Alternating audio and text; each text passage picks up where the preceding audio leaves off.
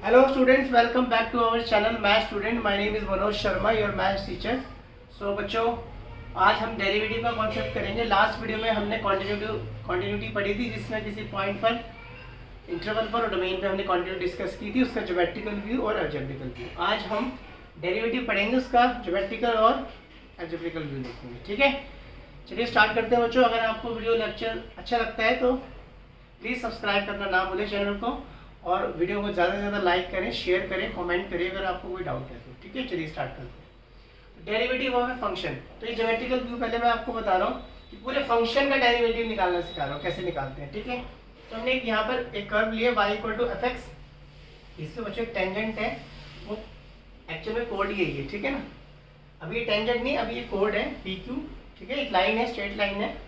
Code यहाँ तक होती है, जब बाहर निकल जाती है उसको मतलब लाइन बोलते हैं. ठीक है ना, तो P को एक लाइन है, P और Q को ज्वाइन कर रही है जो. ठीक है, और यहाँ से मैंने x पॉइंट लिया है और इधर से मैंने x + h 2 पॉइंट ले लिया x एक्सिस पे. ठीक है, इधर से एक पॉइंट P लिया, इधर से Q लिया. P के कोऑर्डिनेट्स क्या हो जाएंगे बच्चों?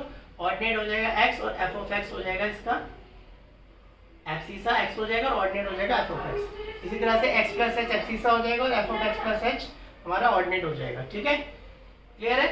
फिर से मैं बता देता हूँ. मैंने यहाँ पर एक लाइन ली है PQ, और इस जो कि P और Q पॉइंट पे जा रही है, एक लाइन है. अब मैं इसका स्लोप निकाल रहा हूँ. ठीक है, इस लाइन का स्लोप, क्योंकि दो पॉइंट जब हमें पता होते हैं तो उसका स्लोप निकाल सकते हैं हम. 11th में सीखा है y2 - y1 x2 - x1. तो y2 - y1 x2 - x1. तो बच्चों मैंने स्लोप निकाल दिया इस लाइन का. ठीक है ना, दो कोऑर्डिनेट्स बताते हैं P और Q उस लाइन पे थे. तो ये आ गया x से x बच्चों मैंने कट कर दिया, ये वैल्यू आ गई. ठीक है, अब मैं ये जो h इनका डिस्टेंस है इसको 0 अप्रोच कर देता हूँ h को. इसका मतलब Q पॉइंट P पे आ जाएगा, मतलब Q और P सेम ही हो जाएंगे, मतलब मैं P का ही स्लोप बता दूंगा फिर, है ना. तो मैंने क्या करा, h को 0 अप्रोच कर दिया, इसका मतलब Q को P पे अप्रोच कर दिया, पॉइंट Q को P पे अप्रोच कर दिया पॉइंट. तो मैं यहाँ पे लिमिट का कॉन्सेप्ट लगा रहा हूँ. इसका मतलब तो मैं यहाँ पे बोलूँगा limit h tends to 0, h को 0 अप्रोच कर दिया, ये वैल्यू यहाँ रख दी. ये जो वैल्यू आई है इस पॉइंट पर, P पॉइंट पर, ये जो Q पॉइंट पे P अप्रोच किया, तो ये P पे स्लोप की वैल्यू तो है ये वैल्यू. इसी को बोलेंगे slope of A tangent at point P. P पर जो टेंजेंट बन रहा है स्लोप पर, इसकी वैल्यू बच्चों ये वैल्यू आती है. ठीक है, और स्लोप ये जो हमारा होता है उसी को तुम डेरिवेटिव बोलते हैं, है ना. तो इसी को हम बच्चों क्या बोलते हैं? डेरिवेटिव बोलते हैं. तो मैं इसका डेरिवेटिव निकाल रहा हूँ, तो f' मतलब fx, इसका डेरिवेटिव f', तो ये वैल्यू आएगी. ठीक है, इसी को बच्चों फर्स्ट प्रिंसिपल मेथड बोलते हैं. क्लियर हो गया होगा. दो पॉइंट थे, मैंने उसका स्लोप निकाल दिया, y2 - y1 x2 - x1. फिर मैंने h को 0 अप्रोच कर दिया, लिमिट का कॉन्सेप्ट आ गया. और जब Q पॉइंट P पे ही आ गया तो मैंने एक तरह से स्लोप निकाल दिया. ठीक है ना, इसका स्लोप निकाल दिया टेंजेंट का P पर एट पॉइंट P. ठीक है, तो इसी को हम फर्स्ट प्रिंसिपल बोलते हैं, और स्लोप ही हमारा डेरिवेटिव. आगे बढ़ते हैं, डेरिवेटिव एट अ पॉइंट. अब ये जो हमारा फर्स्ट प्रिंसिपल आया, इसी में ही अगर मुझे किसी पॉइंट पे डेरिवेटिव निकालना है, ये तो एक जनरल फॉर्मूला बन गया. फर्स्ट प्रिंसिपल डेरिवेटिव निकाल सकते हैं इस फंक्शन के किसी पॉइंट पर. तो ये किसी भी पॉइंट पर मुझे उसकी स्लोप की वैल्यू निकालनी है, तो वो पॉइंट मैं उसमें पुट कर दूंगा. मानो मुझे ए पे निकालनी है, तो ए इसमें पुट कर दूंगा, एक्स की जगह ये आ जाएगा. ठीक है ना, तो डेरिवेटिव एट अ पॉइंट आ जाएगा, मतलब मैं एक्स की जगह ए पुट कर दूंगा, एक्स की जगह ए पुट कर दूंगा, क्योंकि मुझे डेरिवेटिव निकालना है एट अ पॉइंट ए पर. क्लियर हो गया. और ये वाली वैल्यू, ये जो फॉर्मूला है, ये वाला फॉर्मूला सेम होता है.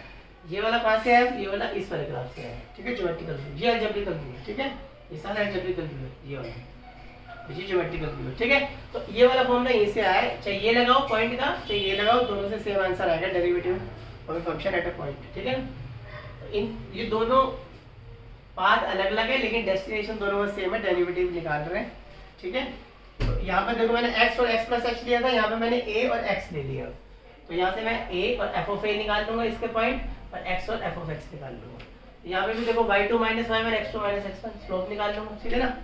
अब मैं x को a पे अप्रोच कर दूंगा. यहाँ पे मैंने h को 0 अप्रोच किया था ना, या q को p पे अप्रोच किया था, यहाँ पे x को a पे अप्रोच कर दिया, मतलब इनका डिस्टेंस 0 कर दिया. x को a पे अप्रोच कर दिया, पॉइंट x को a पे अप्रोच कर दिया. ठीक है ना, तो ये आ गया.